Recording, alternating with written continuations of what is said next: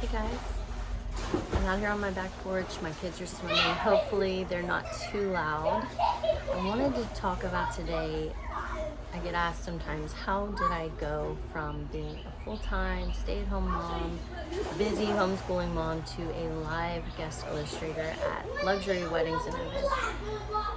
I wanted to tell this story for a while, so let me start at the beginning. I used to be an AirForce officer. I did that for a while, graduated from the Air Force Academy in Colorado. And then when I was going to have my first baby, I decided to separate so that I could stay home with him. I've always wanted to be able to stay home with my kids and kind of provide that continuity and stability in our home life.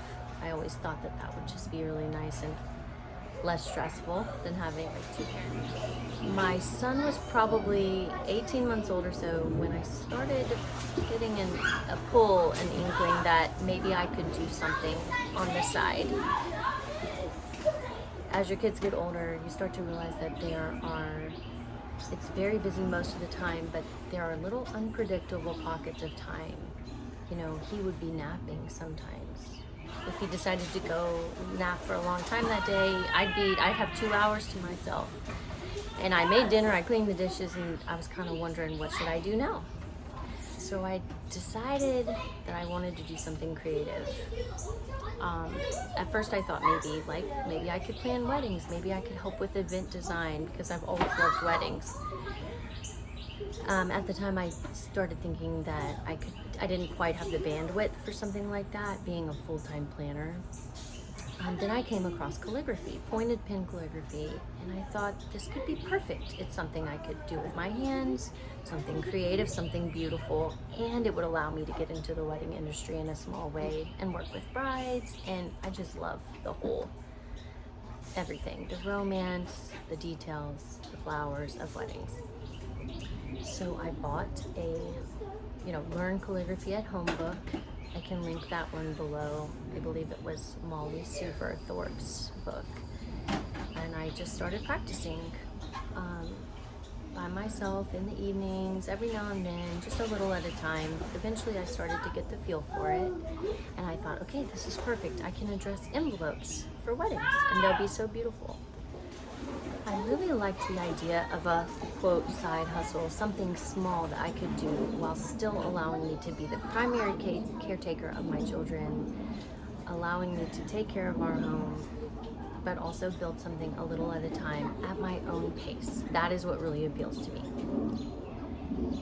So looking back, that's the first thing that I did right, was just being willing to try something new, to experiment. I didn't know if I could be any good. I didn't know if there was even demand for this service, but I bought the nibs, I bought the ink, bought the pens, the paper, and I just started practicing hand lettering. I think being willing to be bad at something is a good trait, because you can't discover a passion or a talent or a career until you're willing to be bad first. They're being pretty loud. So once I started feeling like, okay, I could be good at this, I could offer this, the next step was to create an Instagram account in my mind, because I knew I needed a way to share it, to let people know. Then comes the question, should I use my own personal account or start a new one? Starting a new one felt very intimidating, starting from scratch, when you already have a base of friends and followers that you could share this with. But for me, it felt like the right step, because I really didn't want anyone to be forced to see what I was doing in my creative life. Friends who wouldn't want to unfollow me might also not want to see what I was sharing, or the lettering, or the beautiful script that I was practicing. And I wanted to have the freedom to be able to share and not feel like I was forcing any old friends to watch me. And that also let me feel like eventually, if they wanted to watch me, they could choose to follow this new account. So I did start an account from zero, and it was small and slow, and I just shared occasionally what I was doing, and nothing had to be perfect. That's another thing that I did right. It's okay if it's not perfect. It doesn't have to be. One thing that I also always say is that once you put something out into the world, you will quickly see that there is an audience for it. There are people who will want what you're offering. So just putting it out there is step number one. Soon, I began to realize that people are also out there painting custom home portraits and custom pet portraits and writing the addresses of the home or the pet's name on the portrait in calligraphy. And I said, hey, I can do that. I used to paint in watercolor. I had an excellent teacher in high school, and she taught me in such a way that she just taught me all the basics of watercolor that I feel like a lot of people don't learn. And I loved it. So what did I do? I started with my own pet. I painted my dog Elsie and I painted my cat Ruby, and I shared them with the world, and I created an Etsy shop. So this was probably a year down the road at this point, but I was like, if I want to offer this, I'm going to make a place for people to view my work. So I created a little Etsy shop. So simple. They make it so easy to get started, and I shared the photos of my own pets in watercolor. Sure enough, every now and then I would get an order for a home or a pet. That was cool because I already owned the watercolors and the paper and the brushes from my time back in high school. So all of this was very low cost commitment for me. The only thing was that I was putting on the line was my time and my reputation. And we all know that sharing publicly like this can be a little bit embarrassing because you just have that imposter syndrome and feel like, who do I think I am putting this out there into the world? But each little order built a little more trust in myself that, hey, if somebody wants this, then why shouldn't I share it? Who am I hurting by sharing this little creative passion of mine? So by doing that, guess what happened next? An old friend who was in real estate reached out to me out of the blue and asked if I could paint a home on an ornament for her. She said that she had seen someone else do this and she wanted to order one for one of her clients. Once again, did I know what I was doing? No, I'd never painted on an ornament before, but I trusted that I could figure it out, and I said yes. I probably invested $60 on Amazon into some glass bulbs and some acrylic paints. So I did a little research online. What would be the best type of paint to paint on that surface, and purchased the cheapest acrylic set that I could. By the end of the year, I think I had painted about 30 of those ornaments and shipped them all across the country, and it was my most productive year yet. I was getting up at 5 a.m. to paint these ornaments before the Christmas season and staying up till all hours of the night to do this. But it was so fun. So fast forward a few more years, another year or two down the road, I get a call. This time it's from an old neighbor of mine. Said, have you ever heard of this thing called live wedding paint? I said, no, I have not heard of this.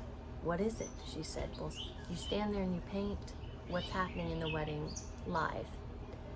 Will you do it for my daughter who's getting married? I said I would. I was intimidated, but I have a lot of faith in myself. I don't know where that comes from, but I do. I bought a standing easel. I went and toured the venue with them, and I showed up 4 hours before the ceremony start time and began to sketch.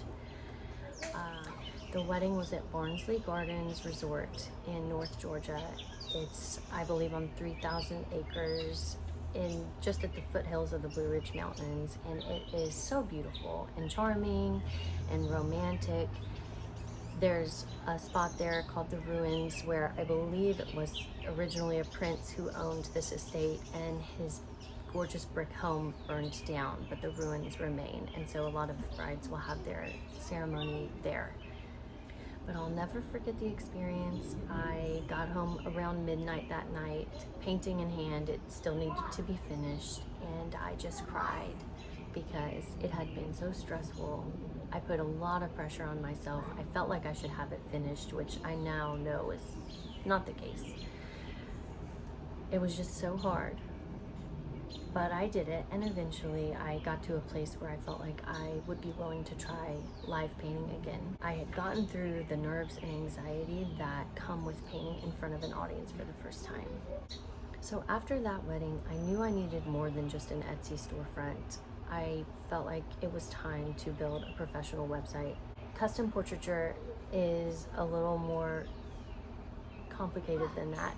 People would reach out to me with unique requests all the time. Can you add, our family pet into the home portrait? Can you add a bicycle to the front yard? Here's what the bicycle looks like. So they would have all these photos. I also had this old acquaintance, she was a wedding planner in Texas, and she had reached out to me numerous times to paint bride and groom portraits for her couples as a thank you gift, which is such a thoughtful and cool idea, and I was obsessed with it. She also asked me at one point if I could paint faceless portraits of her and her team of planners. So there were about 5 girls, and they were doing like a branding shoot, and she wanted to incorporate my watercolor portraits of each team member into their branding shoot. As you can imagine, in the beginning, my website was pretty crude. I am no web designer, but for the price of one of my custom portraits, I purchased a Squarespace domain and started building slowly but surely. It was pretty ugly in the beginning for maybe the first year or 2. I have since revamped it, put a lot of time into that. But the point is, once I had that website up, I was featuring those little faceless portraits that I had painted for the wedding planner, and I was featuring the bride and groom portraits. And lo and behold, I was now receiving inquiries all the time. But the funny thing was, the one that I received the most of was for live guest portraits. And I once again took the leap of faith and said, I think this is something that there could be a strong market for. As you'll notice, each development within my business and my offerings happened slowly over the course of years, like 8 years, one baby step at a time, one small addition at a time, as it became necessary, as it felt right. Nothing was ever rushed, and I don't really believe in rushing things like this. I like things to come about organically, and since none of it really had to happen on day one, I didn't have to delay starting. And I think that's another thing that was really worked in my favor. I just began. Before anything was perfect, before I knew where it was going. The lesson for all you aspiring entrepreneurs or artists out there is to just begin. I have deep trust in the process, and that new opportunities will present themselves as you go along, but you have to be willing to put yourself out there and take the first steps. And you never know where you're going to end up. I don't know what I'll be doing next year. In my plan, I'll still be painting guests at weddings because it's my favorite. But I never could have imagined that I would have wound up here. When I started that little tiny Instagram account, despite feeling embarrassed at only having 1 or 7 followers, I had an inner knowing that one day I would be glad that I had started, even when I didn't feel ready yet. And I am. I'm very glad. So my advice to you, whether you're a fellow creative or a bride with a mountain of to-do list items for planning your wedding, say yes even when you don't know what the end result will be. Have faith in your ability to figure it out along the way. Trust that it will all come together, and I promise you won't regret it. So there you have it.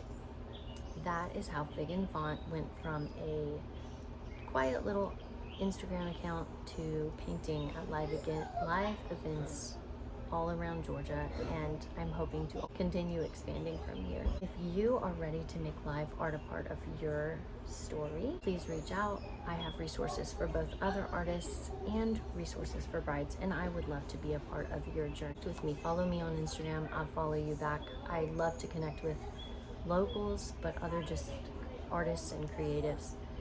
It's fun to get to know each other and have a virtual community and somebody to talk to and bounce ideas off of. So thanks for listening along.